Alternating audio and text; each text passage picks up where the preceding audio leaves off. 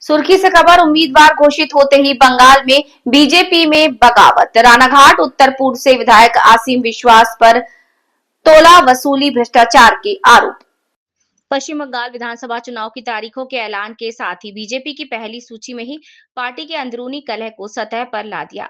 रानाघाट उत्तर पूर्वी सीट से मौजूदा विधायक असीम विश्वास को फिर टिकट दिए जाने के बाद कमालपुर ग्राम पंचायत में बीजेपी के ही पंचायत प्रमुख सदस्यों और मतुआ समुदाय के कुछ प्रतिनिधियों ने खुलकर मोर्चा खोल दिया है।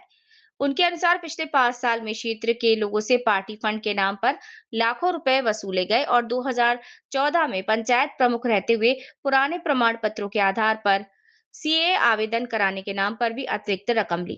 स्थानीय नेताओं का आरोप है कि पूरे कार्यकाल में क्षेत्र में विकास की कोई ठोस छाप नहीं दिखी। उल्टे टिकट फाइनल कराने के लिए विभिन्न स्तरों पर दबाव बनाया गया और रुपए नहीं देने पर देख लेने की धमकी दी। इन शिकायतों को लिखित रूप से प्रदेश अध्यक्ष श्रमिक भट्टाचार्य, नेता प्रतिपक्ष शुभेंदु अधिकारी और जिला अध्यक्ष अपर्णा नंदी को सौंपकर मांग की गई है कि असीम विश्वास का टिकट वापस लिया जाए। विधायक ने आरोपों पर टिप्पणी से इनकार कर दिया, जबकि अपर्णा नंदी का कहना है कि उन्हें अब तक कोई औपचारिक शिकायत नहीं मिली और पार्टी ने असीम विश्वास को उम्मीदवार बना दिया है। सभी कार्यकर्ताओं को मिलकर जीत के लिए काम करना चाहिए। नाराजगी हो तो संगठन के भीतर बात करके सुलझाई जाएगी।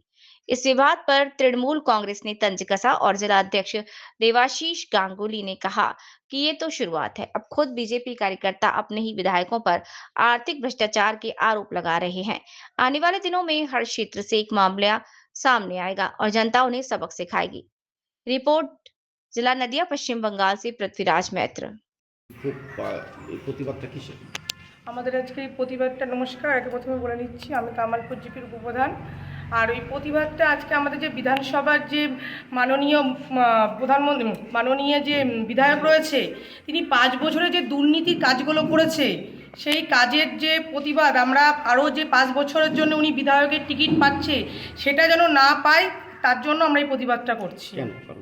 কেন করছি? কারণ উনি 5 বছরে সাধারণ মানুষের কোনো কাজ করেনি, মানুষের দুঃখে পাশে দাঁড়ায়নি, আরও উল্টে ওনার সবার কাছ থেকে টাকা খেয়েছে। বর্তমানে উনি আর কোনো কাজ করেনি।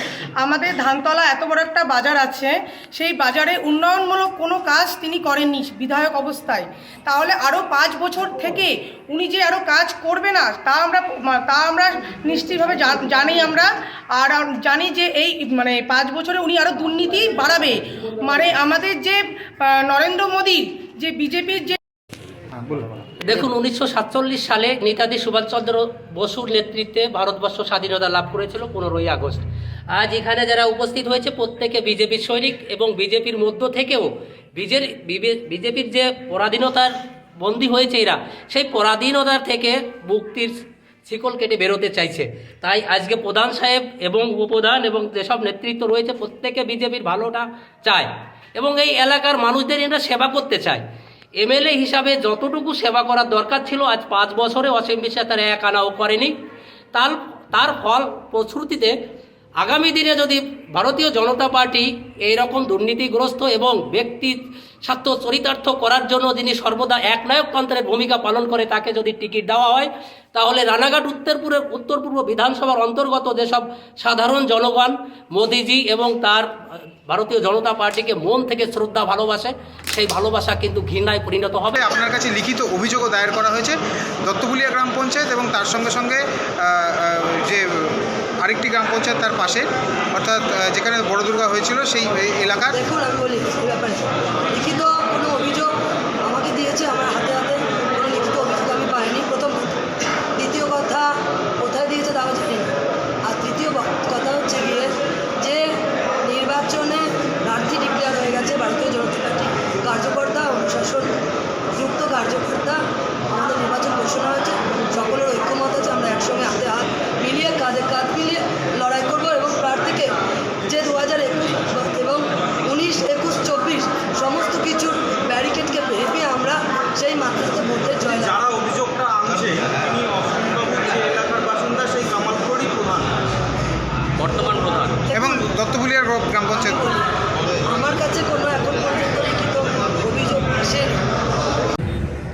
সবে ভোরের আলো ফুটছে। বিজেপির প্রধান বিজেপির বিধায়কের বিরুদ্ধে দুর্নীতির অভিযোগ করছে, তো সবে শুরু। নির্বাচন ঘোষণা হয়ে গেছে, এবার দেখতে থাকুন প্রত্যেক বিজেপির কর্মী কিভাবে আঙুল তোলে একে অন্যের বিরুদ্ধে। আর তার মধ্যে সবথেকে বড় ইস্যু থাকবে ওদের দুর্নীতি। ওরা যেটুকু যৎসামান্য জায়গায় গিয়েছে জনপ্রতিনিধিত্ব করার, তারা যেভাবে সেটা ম্যালপ্র্যাকটিস করেছে তাদের কর্মীরাই আঙুল তুলে বলা শুরু করে দিয়েছে, আরও প্রকট হবে। এবং শুধু তো জনপ্রতিনিধিত্ব না, দলের পদ ব্যবহার করে যেভাবে দুর্নীতি করেছে ওদের দলের কর্মীরা, বিজেপির কর্মীরাই মুখ ফুটে বলতে শুরু করেছে। আগেই বললাম সবে ভোরের আলো ফুটেছে, চচ্চর করে রোদ ছড়িয়ে পড়বে, এবার দেখতে থাকবেন। অভিযোগ, আমরা ভারতীয় জনতা পার্টির একনিষ্ঠ কর্মী, অনেক ঘাত প্রতিঘাতের মধ্য দিয়ে আজকে এই জায়গায় পৌঁছেছি। আমি একজন জনপ্রতিনিধি হিসাবে বলছি, প্রধান সাহেব আমাদের সঙ্গে আছেন।